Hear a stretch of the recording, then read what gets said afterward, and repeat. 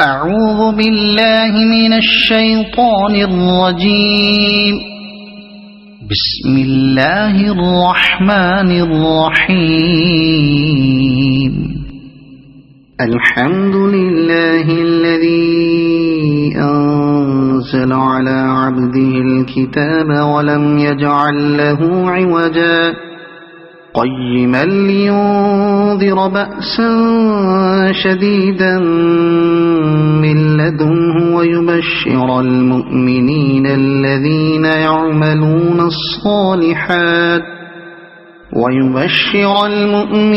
الذين يعملون الصالحات أن لهم أجرا حسنا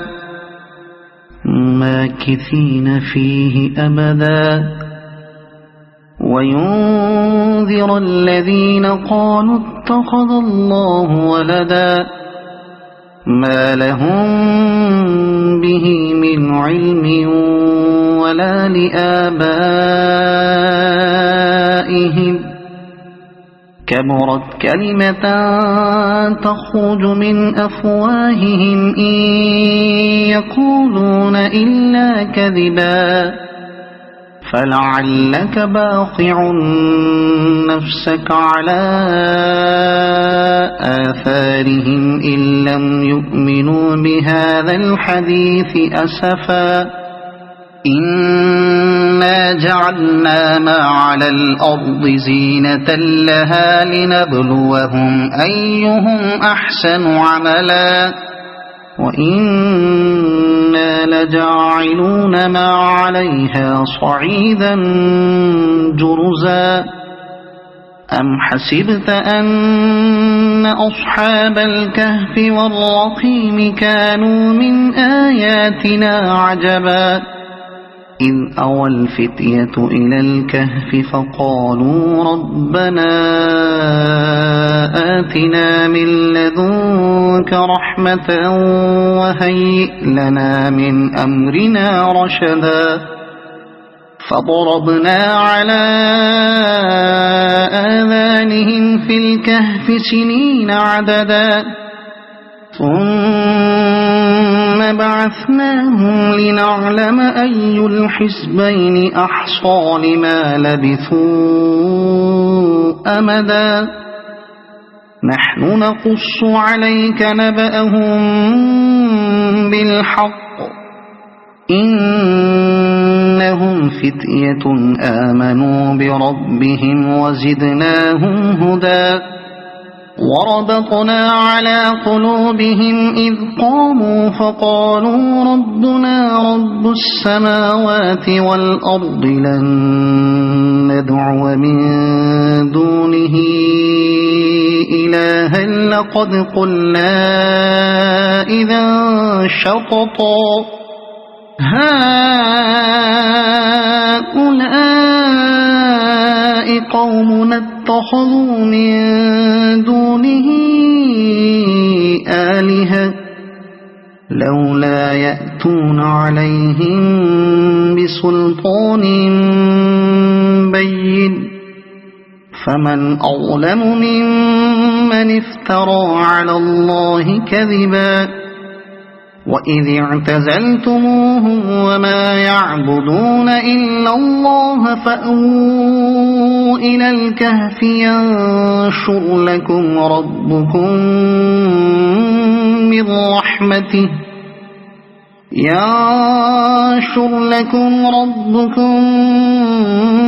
من رحمته ويهيئ لكم من أمركم مرفقا وترى الشمس إذا طلعت تزاور عن كهفهم ذات اليمين وإذا غربت تقرضهم ذات الشمال وهم في فجوة منه ذلك من آيات الله من يهد الله فهو المهتد ومن يضلل فلن تجد له وليا مرشدا وتحسبهم أيقاظا وهم رقود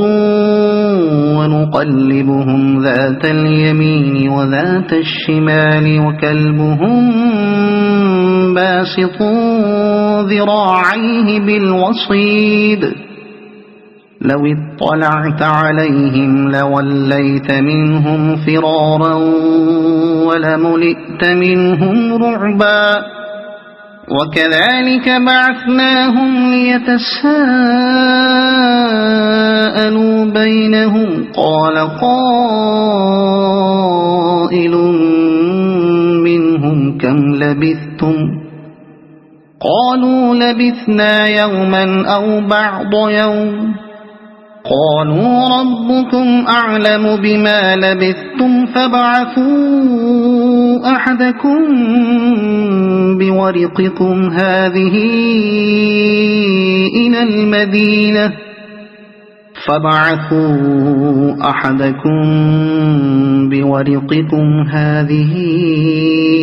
إلى المدينة فلينظر أيها أزكى طعاما فليأتكم برزق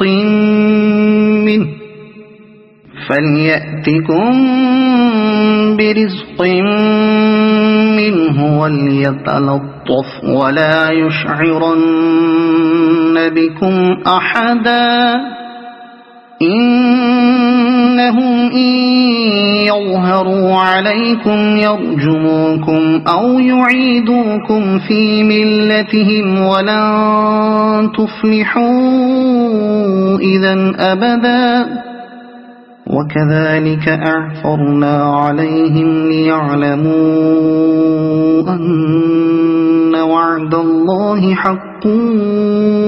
وأن الساعة لا ريب فيها إذ يتنازعون بينهم أمرهم فقالوا بنوا عليهم بنيانا ربهم أعلم بهم قال الذين غلبوا على أمرهم لنتخذن عليهم مسجدا سيقولون 3 رابعهم كلبهم ويقولون 5 سادسهم كلبهم رجما بالغيب ويقولون 7 وثامنهم كلبهم قل ربي أعلم بعدتهم ما يعلمهم إلا قليل فلا تمار فيهم إلا مراء ظاهرا ولا تستفت فيهم منهم أحدا ولا تقولن لشيء إني فاعل ذلك غدا إلا أن يشاء الله واذكر ربك إذا نسيت وقل عسى أن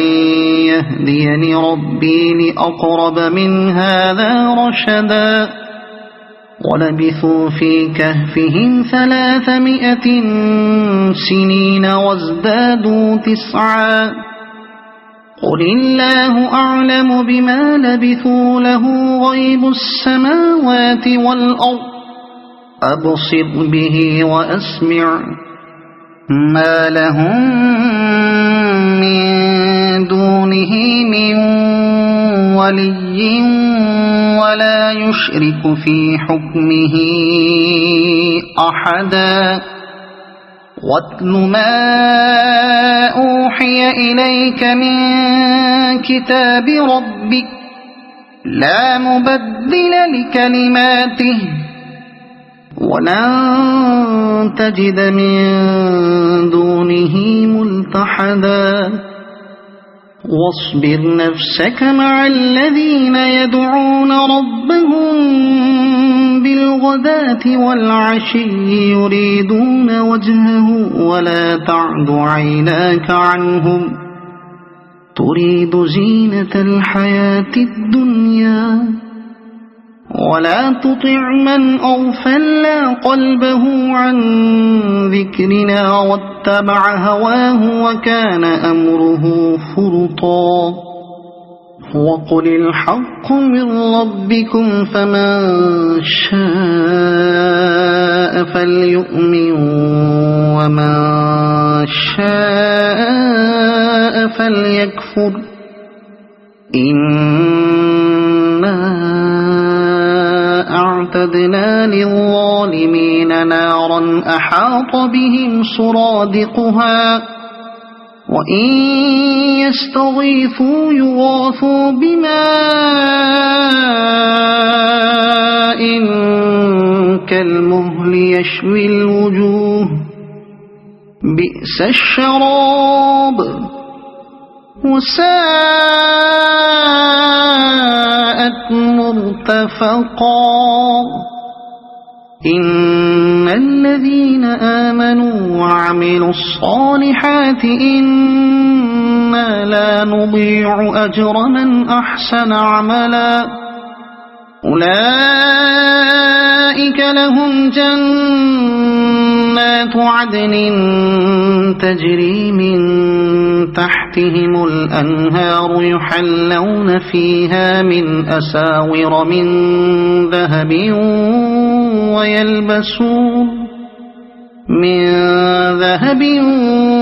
ويلبسون ثيابا خضرا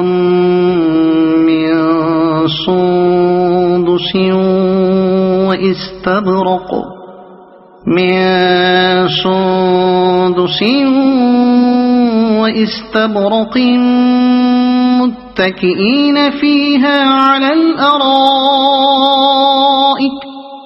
واستبرق متكئين فيها على الأرائك نعم الثواب وحسنت مرتفقا واضرب لهم مثل الرجلين جعلنا لأحدهما جنتين من أعناب وحففناهما بنخل وجعلنا بينهما زرعا كلتا الجنتين آتت أكلها ولم تظلم منه شيئا وفجرنا خلالهما نهرا وكان له ثمر فقال لصاحبه وهو يحاوره أنا أكثر منك مالا وأعز نفرا ودخل جنته وهو ظالم لنفسه قال ما أظن أن تبيد هذه أبدا وما أظن الساعة قائمة ولئن رددت إلى ربي لأجدن خيرا منها منقلبا قال له صاحبه وهو يحاوره أكفرت بالذي خلقك من تراب ثم من نطفة ثم سواك رجلا لكن هو الله ربي ولا أشرك بربي أحدا ولولا إذ دخلت جنتك قلت ما شاء الله لا قوة إلا بالله إن ترني أنا أقل منك مالا وولدا فعسى ربي أن يؤتيني خيرا من جنتك جنتك ويرسل عليها حسبانا من السماء فتصبح صعيدا زلقا أو يصبح ماؤها غورا فلن تستطيع له طلبا وأحيط بثمره فأصبح يقلب كفيه على ما أنفق فيها وهي خاوية على عروشها ويقول يا ليتني لم أشرك بربي أحدا ولم تكن له فئة ينصرونه من دون الله وما كان منتصرا هنالك الولاية لله الحق هو خير ثوابا وخير عقبا واضرب لهم مثل الحياة الدنيا كماء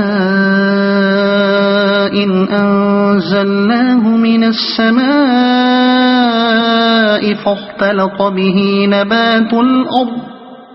فاختلط به نبات الأرض فأصبح هشيما تذروه الرياح وكان الله على كل شيء مقتدرا المال والبنون زينة الحياة الدنيا والباقيات الصالحات خير عند ربك ثوابا وخير أملا ويوم نسير الجبال وترى الأرض بارزة وحشرناهم فلم نغادر منهم أحدا وعرضوا على ربك صفا لقد جئتمونا كما خلقناكم أول مرة بل زعمتم أن لن نجعل لكم موعدا ووضع الكتاب فترى المجرمين مشفقين مما فيه ويقولون يا ويلتنا ما لهذا الكتاب لا يغادر صغيرة ولا كبيرة إلا أحصاها ووجدوا ما عملوا حاضرا ولا يظلم ربك أحدا وإذ قلنا للملائكة اسجدوا لآدم فسجدوا إلا إبليس كان من الجن ففسق عن أمر ربه أفتتخذونه وذريته أولياء من دوني وهم لكم عدو بئس للظالمين بدلا ما أشهدتهم خلق السماوات والأرض ولا خلق أنفسهم وما كنت متخذ المضلين عضدا ويوم يقول نادوا شركائي الذين زعمتم فدعوهم فلم يستجيبوا لهم وجعلنا بينهم موبقا ورأى المجرمون النار فظنوا أنهم مواقعوها ولم يجدوا عنها مصرفا ولقد صرفنا في هذا القرآن للناس من كل مثل وكان الإنسان أكثر شيء جدلا وما منع الناس أن يؤمنوا إذ جاءهم الهدى الهدى ويستغفروا ربهم إلا أن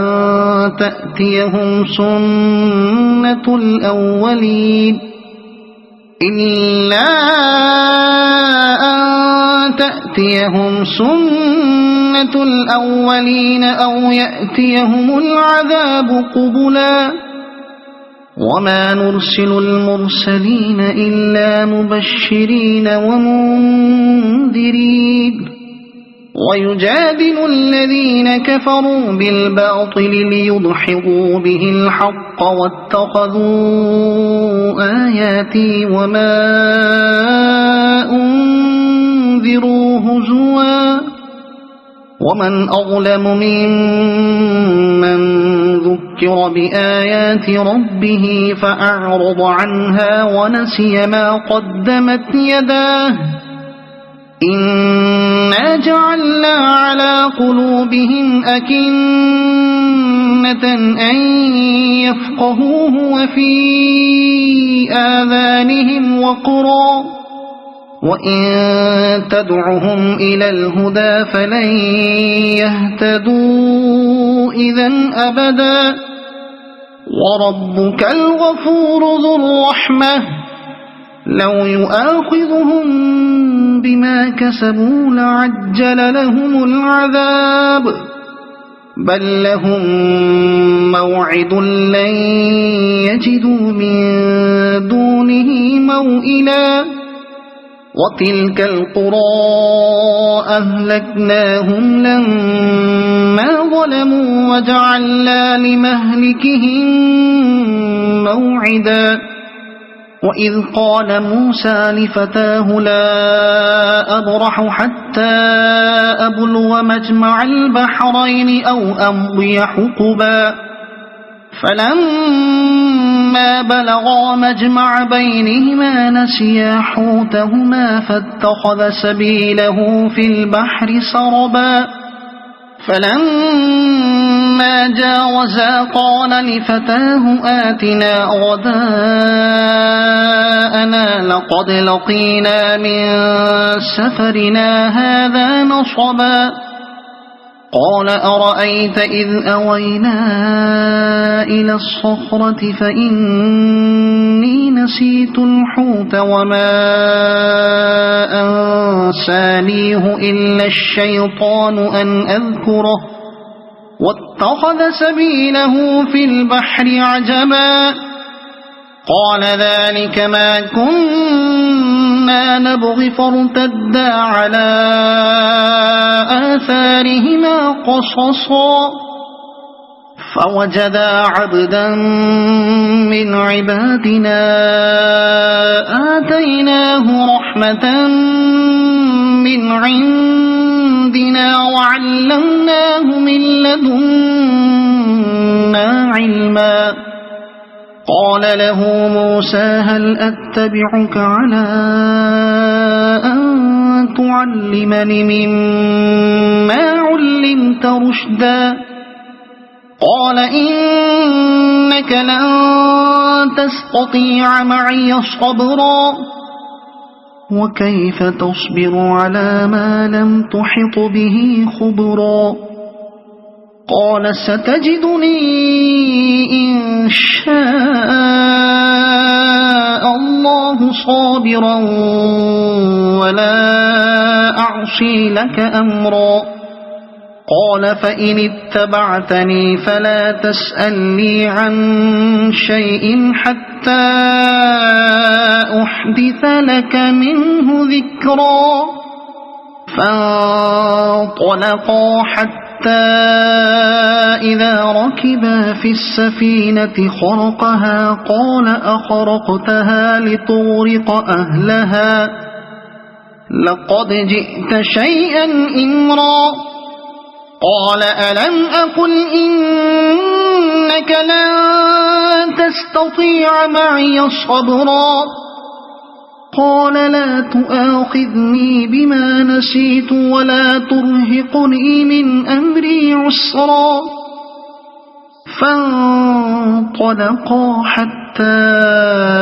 إذا لقيا غلاما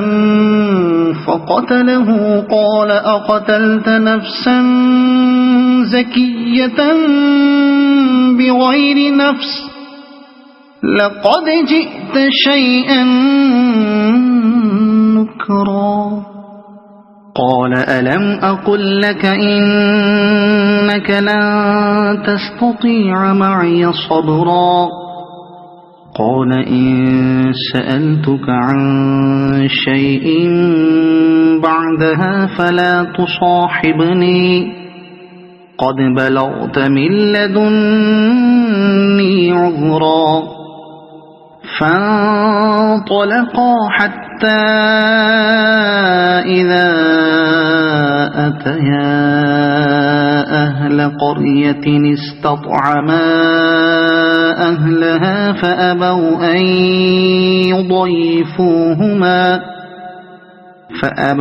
أن يضيفوهما فوجدا فيها جدارا يريد أن ينقض فأقامه قال لو شئت لاتخذت عليه أجرا قال هذا فراق بيني وبينك سأنبئك بتأويل ما لم تستطع عليه صبرا أما السفينة فكانت لمساكين يعملون في البحر فأردت أن أعيبها وكان وراءهم ملك يأخذ كل سفينة غصبا وأما الغلام فكان أبواه مؤمنين فخشينا أن يرهقهما طغيانا وكفرا فأردنا أن يبدلهما ربهما خيرا منه زكاة وأقرب رحما وأما الجدار فكان لغلامين يتيمين في المدينة وكان تحته كنز لهما وكان أبوهما صالحا فأراد ربك أن يبلغا أشدهما ويستخرجا كنزهما رحمة من ربك وما فعلته عن أمري ذلك تأويل ما لم تسطع عليه صبرا ويسألونك عن ذي القرنين قل سأتلو عليكم منه ذكرا إنا مكنا له في الأرض وآتيناه من كل شيء سببا فأتبع سببا إنا مكنا له في الأرض وآتيناه من كل شيء سببا فأتبع سببا حتى إذا بلغ مغرب الشمس وجدها تغرب في عين حمئة ووجد عندها قوما قلنا يا ذا القرنين إما أن تعذب وإما أن تتخذ فيهم حسنا قال أما من ظلم فسوف نعذبه ثم يرد إلى ربه فيعذبه عذابا نكرا وأما من آمن وعمل صالحا فله جزاء الحسنى وسنقول له من أمرنا يسرا ثم أتبع سببا حتى إذا بلغ مطلع الشمس وجدها تطلع على قوم لم نجعل لهم من دونها سترا كذلك وقد أحطنا بما لديه خبرا ثم أتبع سببا حتى إذا بلغ بين السدين وجد من دونهما قوما لا يكادون يفقهون قولا قالوا يا ذا القرنين إن يأجوج ومأجوج مفسدون في الأرض فهل نجعل لك خرجا على أن تجعل بيننا وبينهم سدا قال ما مكني فيه ربي خير فأعينوني بقوة أجعل بينكم وبينهم ردما آتوني زبر الحديد حتى إذا ساوى بين الصدفين قال انفخوا حتى إذا جعله نارا قال آتوني أفرغ عليه قطرا فما استطاعوا أن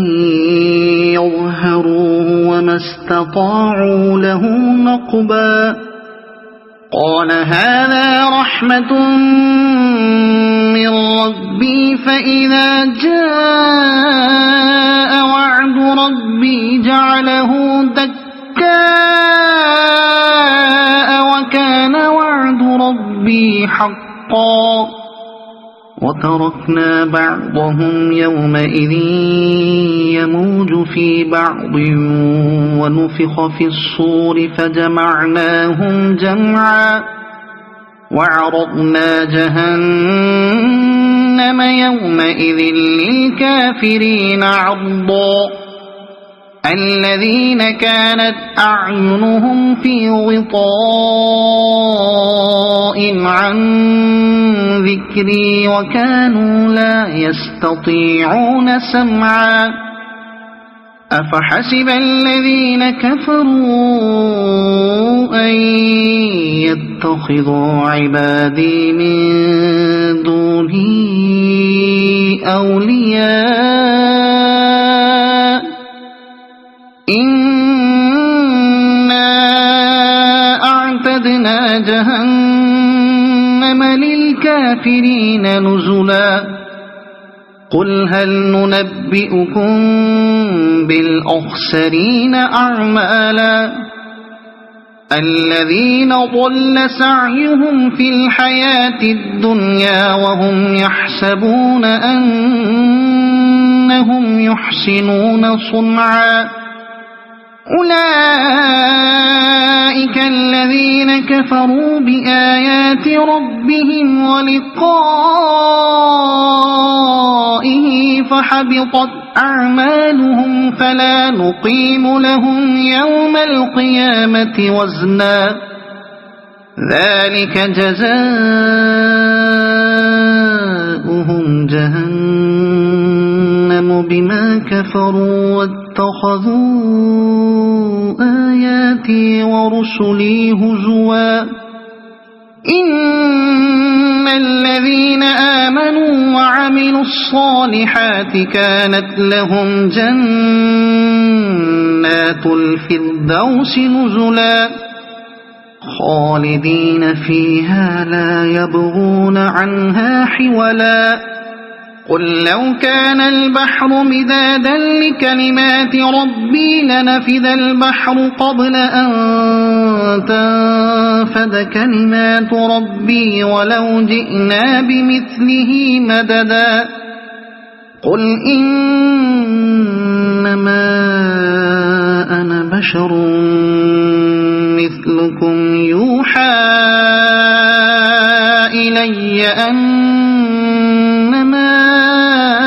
إلهكم إله واحد فمن كان يرجو لقاء ربه فليعمل عملا صالحا ولا يشرك بعبادة ربه أحدا. صدق الله العظيم.